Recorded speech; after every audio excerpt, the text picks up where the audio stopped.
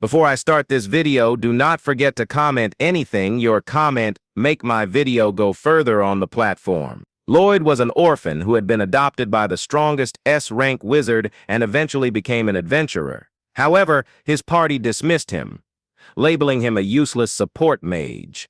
What none of them knew, except his teacher, was that Loid was actually the chosen hero destined to defeat the Demon King. When Loid was a child, his hometown had been destroyed during the Demon King's attack. He survived, and it was then that an S-rank adventurer wizard named Merlin found him. She, too, seemed to have lost someone dear in that same battle, and in an attempt to cope with her grief, she chose to adopt Loid. Upon bringing him home, the very first thing Merlin did was create a fireball out of thin air. She told Loid, who stood there wide-eyed, that if he couldn't produce fire using magic by evening, he wouldn't be allowed to eat dinner. Determined, Loid kept practicing until he finally managed to create a flame. Overjoyed, he ran to show Merlin, who sarcastically told him he did a decent job before extinguishing the small flame. She roasted him with a burst of heat, saying he still had a long way to go. Shortly after, Merlin demonstrated how to summon water from the ground. Loid managed to replicate the spell on his first try.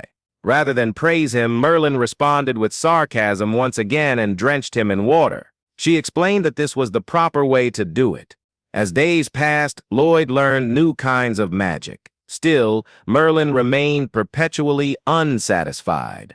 Even when he sculpted an intricate ice statue of her, she used magic to animate the sculpture, which then grabbed him. She expanded the statue's size and criticized him for lacking skill, eventually breaking it down and causing Loid to fall to the ground. Trusting her completely, Loid believed her words and promised to work even harder to improve. A few days later, Merlin came down with a terrible hangover. Loid used his magic to heal her. As soon as she woke up, she hugged him tightly and thanked him. Yet the very next moment, she dragged him outside for more magic practice. Time passed, and one night Merlin sat in her study poring over ancient texts with a troubled and pained expression. Loid walked in to call her for dinner, and as she stood up, she accidentally dropped one of the books. When Loid bent down to help her pick it up and touch the book, all of its magical knowledge suddenly surged into his brain. The shock caused him to collapse. Merlin panicked upon seeing this. Loid had just absorbed an ancient magic spell simply by touching the book. It was a clear sign that he had the potential to become the chosen one. The discovery stirred up painful memories for Merlin, who feared Loid might repeat the same tragic mistakes she once witnessed. That night, while he lay asleep, she quietly entered his room and cast a spell through a kiss on his forehead. She sealed away the ancient magic inside his mind. She didn't want him to rely too heavily on power. To keep him on a safer path, she recommended he become a white mage, someone who supports other adventurers rather than fights directly. She began teaching him recovery magic, showing how it could help ripen fruit. To emphasize the difference in their strength, she casually revived a dying tree. Merlin continued teaching him various forms of magic, but whenever ancient spells came up, she told him it wasn't necessary to learn them. She said those spells had been lost to history hundreds of years ago. As more time passed, Merlin eventually blindfolded Loid and led him deep into a monster-filled forest. She handed him a single knife and instructed him to return home within a week, using only his magic. Without giving him a chance to protest, she disappeared into the woods, leaving him confused and frightened. Soon after, a wolf monster appeared, forcing Loid to climb a tree to escape its attacks. Realizing that his white mage spells were ineffective in combat, he decided his best option was to navigate his way home while avoiding danger. Using his magical senses, he located the direction of their house and began the long walk back. Along the way, he used magic to ripen fruits for sustenance and experimented at night with new spells that could help protect him. He pushed himself to discover magic that allowed him to run faster and find food more easily. The next day, a giant spider monster nearly caught him, but thanks to his newly developed speed spell, he managed to escape.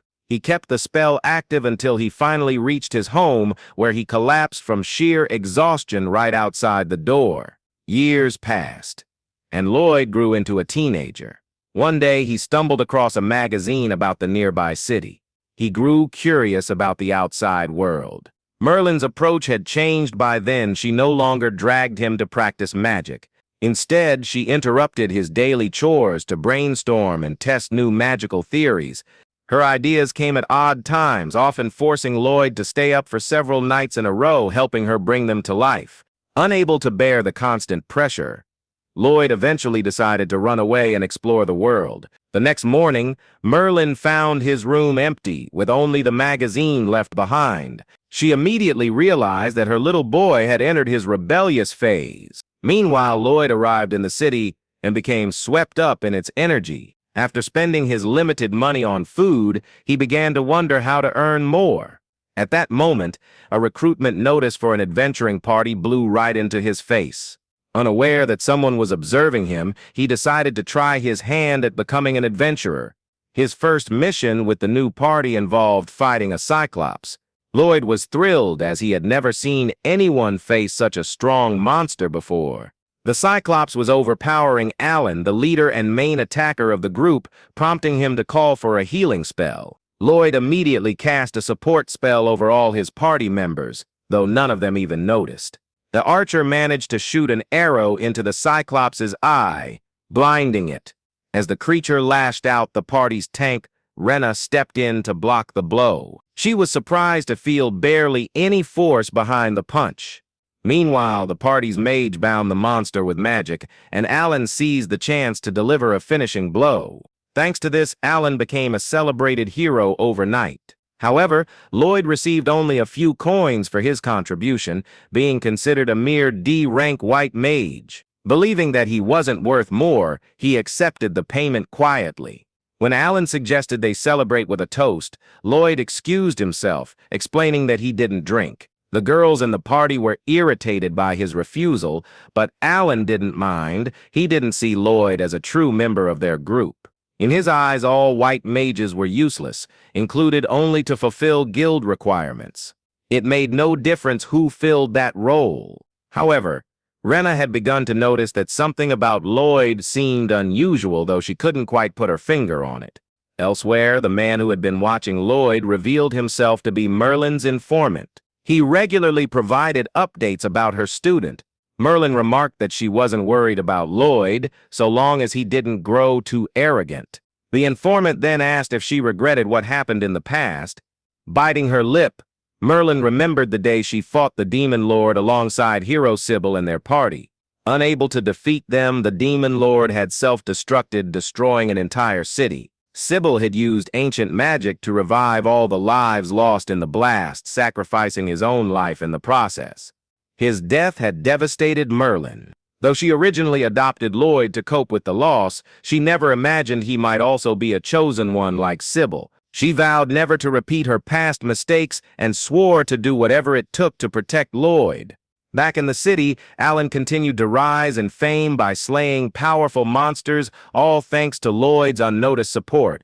Rena remained the only one with even a faint idea of what was really happening. One night, Alan received a request from the soldiers to eliminate golems that had been killing troops near a patrol point.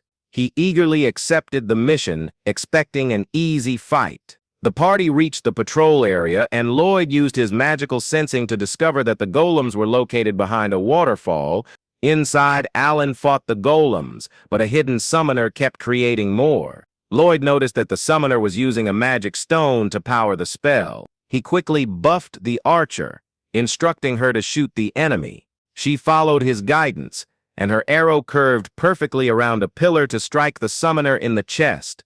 Loid then ordered the party's wizard to teleport the staff to him, which he immediately sealed.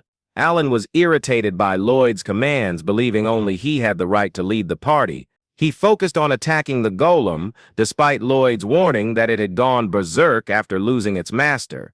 Alan ignored him and charged in. Forced to act, Loid used a special spell to reach Alan and save him from being crushed. Alan grew furious, but the golem shut down soon after, giving him the chance to destroy it. As soon as the mission ended, Alan fired Loid, accusing him of being useless and cowardly for always staying in the back. Having been gaslighted into doubting his own abilities, Loid accepted the decision without protest. He attempted to join another party but found no available openings and became disheartened. Fortunately, a girl happened to be urgently looking for a white mage. The receptionist explained that it would be difficult to find someone who met her conditions. With no better option, the receptionist pointed toward Loid. The moment the pink-haired girl confirmed that he was an unemployed white mage, she grabbed him and dragged him away. It turned out that the pink-haired girl, Yui, was a member of an S-rank adventurer party. Recently, her team had gone out to hunt down a group of bandits. Their superior strength and excellent teamwork allowed them to swiftly defeat the enemies, cornering even the bandit boss and ordering him to surrender. However, the boss revealed his secret move, summoning a giant stone golem to fight them. Yui's party quickly realized that the golem was resistant to magic. Their weak physical attacks were ineffective. Recognizing the threat, Yui, being the strongest damage dealer in the group, stepped forward to face it herself. She dashed toward the golem and struck it with full force, but her attack left only a small scratch on its stone body. Forced to retreat and dodge the golem Sep's counterattack, she called out to their party's white mage, asking for a strength buff. The white mage, Clum, seemed momentarily lost in thought and took a second to register Yui's request.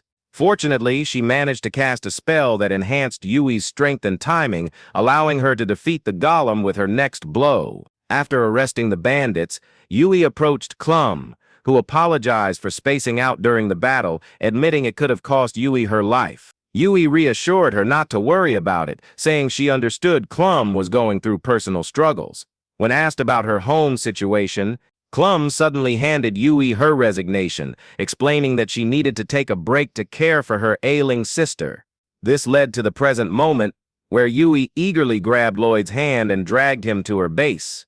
Her party members were left speechless as they watched her bring someone in, surprised that she actually found a white mage, as they were convinced she would fail. Yui introduced Loid to everyone, even though she didn't yet know his name. She then introduced her team Dagas, the shield user, Cross, the archer, and Silica, the mage. Finally, she introduced herself as the swordsman and leader of the party, officially welcoming Loid to the group. Loid asked when he ever agreed to join, and Yui was startled, realizing she hadn't even asked him. Dagas and Silica quickly caught on to what had happened and apologized to Loid for dragging him in without any explanation.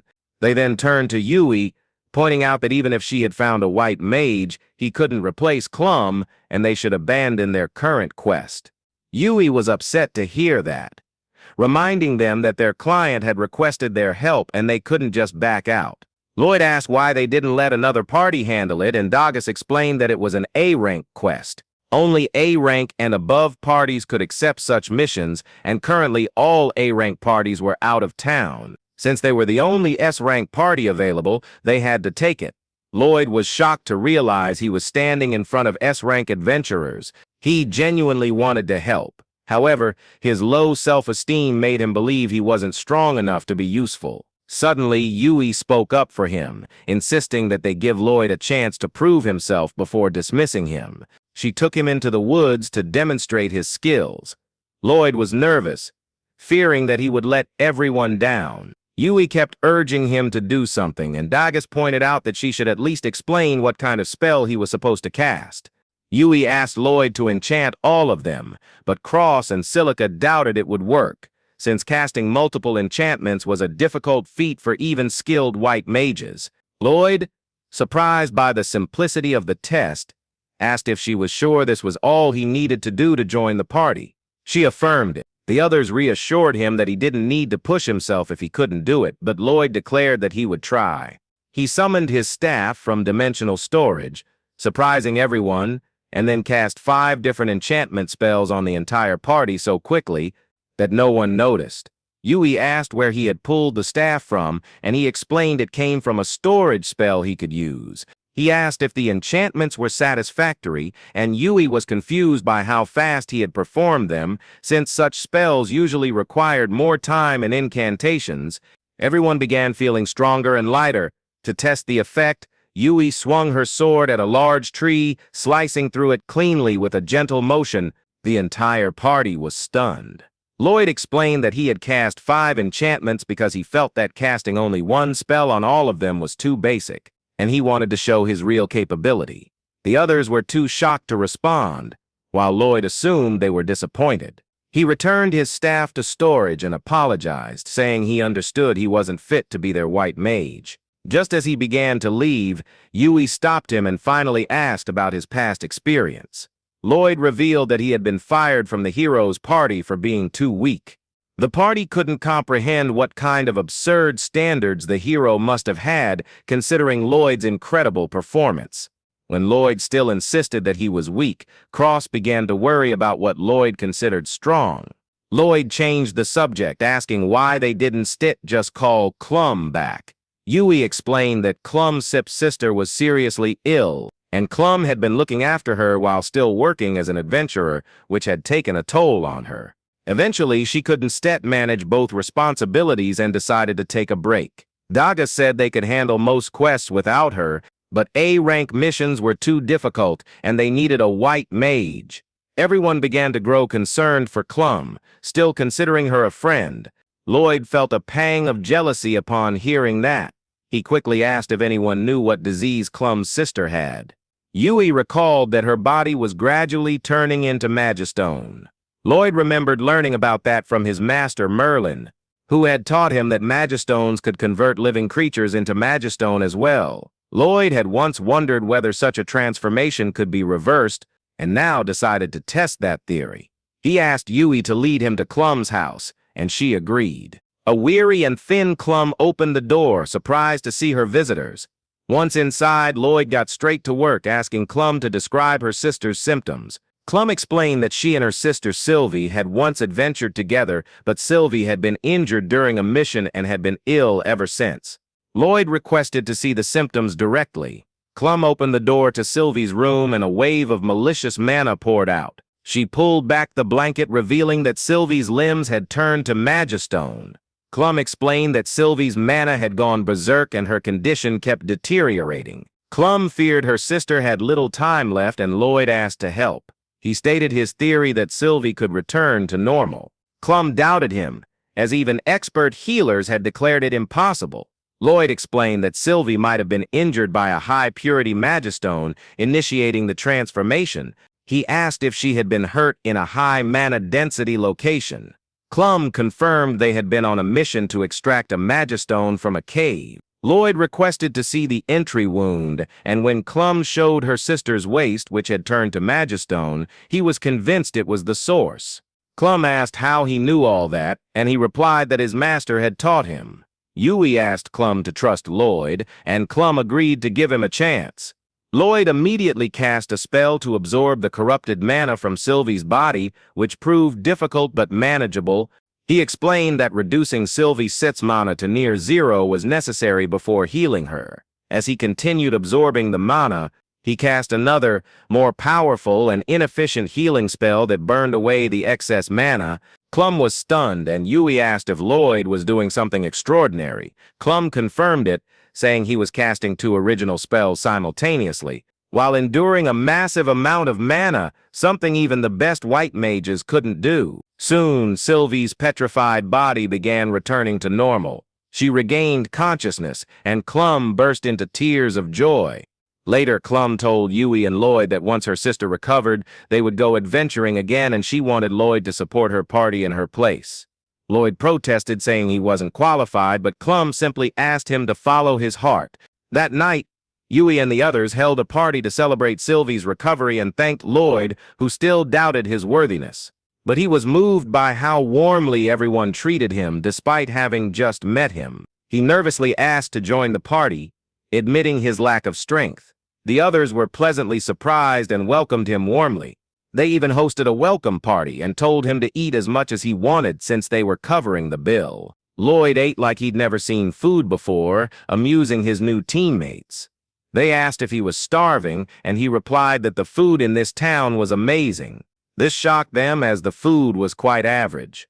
Loid explained that, compared to what he had eaten growing up, wild mushrooms, plain roasted beast meat without seasoning, it was a feast. He said his teacher cooked whatever she grew in her garden, and because of that, He learned to cook himself but never came close to this level.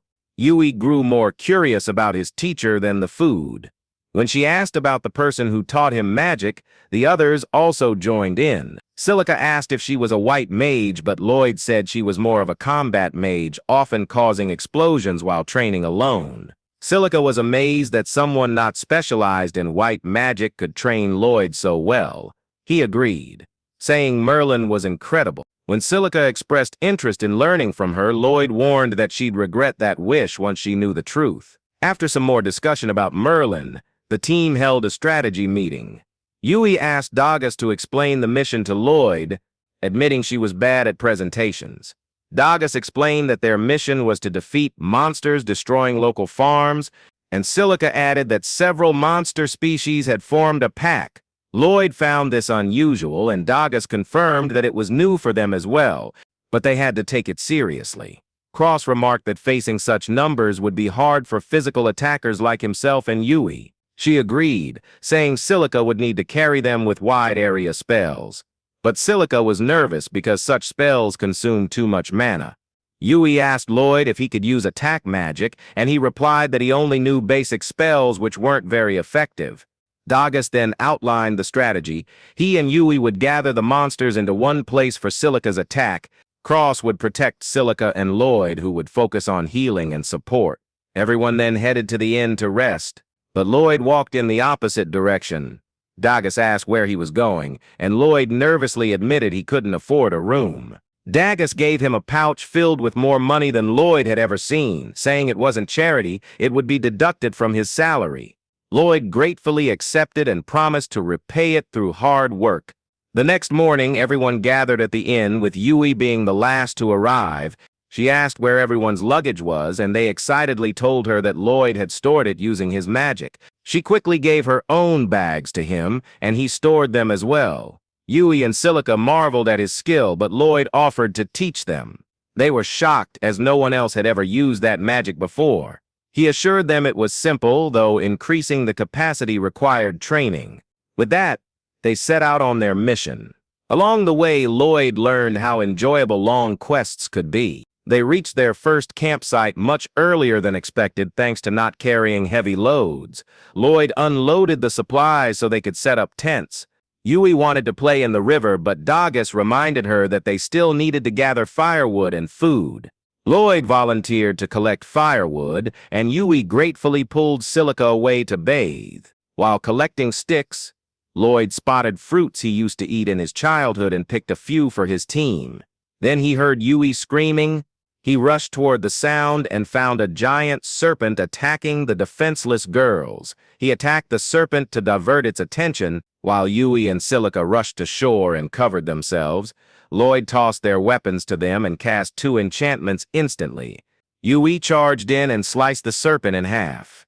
The severed head still attacked, and Silica told them to move as she fired a powerful fireball to finish it off. She was surprised by her strength, unaware it came from Loid Sepp's buff. Yui thanked him for saving them and asked him to store her sword.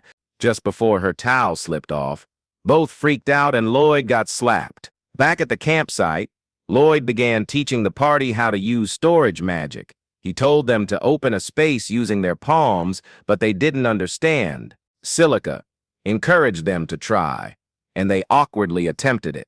Loid began doubting his teaching ability, but then Silica chanted storage and managed to open a space.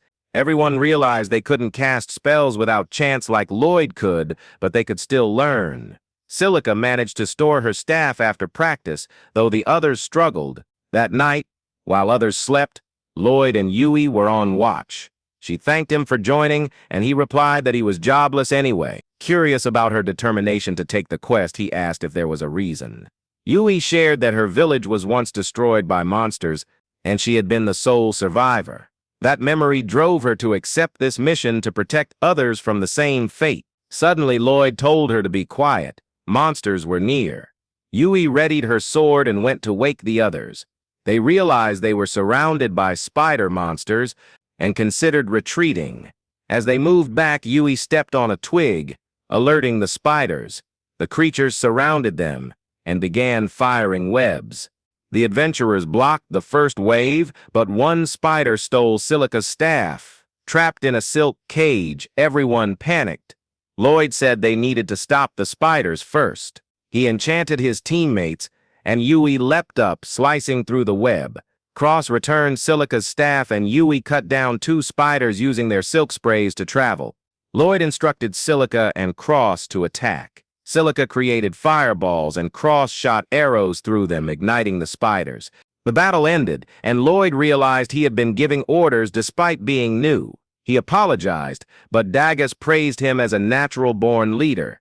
The others agreed, asking him to continue leading in battle. The next morning, everyone had learned storage magic well enough to carry their own luggage.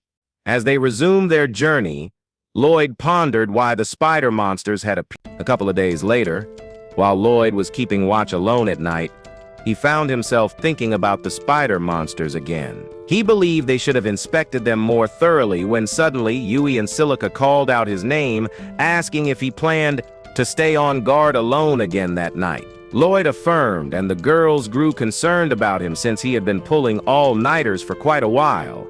They told him he should rotate the night shift with the others, but Loid assured them he would be fine. He explained that he wanted everyone else to conserve their stamina in case a fight broke out. Yui was about to give him a lecture, but Silica stopped her, asking her to respect Loid's decision. She also asked Loid to inform them if things became too difficult for him. Meanwhile, Cross and Dagus quietly watched the scene unfold from their tent, worried about Loid's stubbornness. The next day, the party resumed their journey, and while they were taking a break, Loid tried detecting any monsters nearby. He was relieved to sense none, but Yui came running up, asking what he was doing. He explained the search magic that allowed him to locate monsters and other threats, which surprised Yui since she had never heard of that spell before. Loid told her that its range wasn't very wide, but it was still better than nothing. Yui expressed concern that he was shouldering all the responsibility of watching their surroundings, but Loid told her he was fine and did not need help. That night, as Loid kept watch once again, Yui commented that it seemed like he did not trust them at all, even though they were friends now. Silica replied that everyone had their own pace for getting comfortable with others and that Loid probably had some past trauma that made him distance himself. She also believed there was a reason Loid could not see how amazing he was, and that's why he worked so hard to compensate for it. Yui grew curious about Loid's past, but Silica said he would tell them everything once he felt comfortable enough. Meanwhile, Dagus approached Loid and asked him to come along to help with something, while Cross volunteered to take over the night watch in his place. Loid followed Dagus, who had set up an elaborate trip alarm designed to alert them if any monsters approached the campsite. Loid was impressed, and Dagus explained that the alarm would take care of the detection, so Loid should get some rest. Loid said there was no need and that he could do a better job than the alarm. Dagus suddenly confronted him, asking whether he did not trust the party. Loid replied that he did trust them, but Dagus pointed out that his actions suggested otherwise. Loid then recalled the words of Merlin and his former boss, both of whom had called him inexperienced and useless. He explained to Dagus that he feared causing problems for others if he didn't work hard enough. But Dagus confidently told him to go ahead and cause problems. Loid did not understand what he meant, so Dagus explained that they had formed a party precisely to handle things together, things they could not deal with alone. He said it was natural for everyone to cause problems from time to time and encouraged Loid to rely more on his team. That was the first time Loid had heard such a concept, and Dagus managed to convince him to get some rest. Inside the tent, Loid smiled to himself, thinking about how he now had people he could rely on. The next morning, he put that concept into practice and nervously asked Yui if she could help him fetch some water. She was happy to assist him. Elsewhere, a noble named Michelle received a report from a shady black mage who told him that he had planted magic stones in all the designated locations. Michelle was pleased to hear this, believing they could now succeed in their plan without much difficulty. The mage added that their previous schemes had scattered the high-ranking adventurer parties, meaning they would not be able to interfere. However, he warned that the heroes party was still active and could pose a problem. Michelle replied that they could not do anything about that, since the hero's party only moved under the king's orders. Still, he believed the hero alone would not be enough to stop what was coming next. Back in the forest, Loid and his party found it odd that there were no monsters nearby. Loid decided to widen the range of his search spell and detected a group of monsters 10 kilometers ahead. Cross remarked that the group was quite close to the farmlands they were heading toward. Before Loid could elaborate, Yui jumped in, asking if he could really search within a 10-kilometer radius. Loid confirmed, and Yui grew furious because he had previously told her the range wasn't that big. Loid replied that 10 kilometers was not that big, and Yui began shouting at him. The rest of the party quickly reminded her to focus on the more pressing problem. They rushed toward the location and found the monsters had already reached the farmlands they were supposed to protect. They were shocked by the size of the wolf monster pack, but Loid was more concerned because it was the only place he could detect monsters. He wondered where the others had gone. The rest of the party also found it strange, since monsters did not typically leave their territories. While they speculated about the reason, Cross spotted something unusual in the middle of the wolf pack. The others could not see it due to their less sharp eyesight, so Loid used a spell to grant himself telescopic vision. With it, he was able to see a strange black rock in the center of the pack. He then cast the same spell on the others, allowing them to see it too. Dagus commented that it resembled a magistone, and Silica noted the black aura surrounding it was troubling. Loid said the aura was mana being released and realized it felt familiar, like the mana of beast folk. He remembered Merlin once mentioning that beast folk possessed a special spell that allowed them to control monsters, and the Magistone appeared to be doing just that. Loid immediately used his search spell again and detected another large group of monsters heading toward them. He now understood the Magistone was the source of the problem, but still couldn't figure out the reason behind it.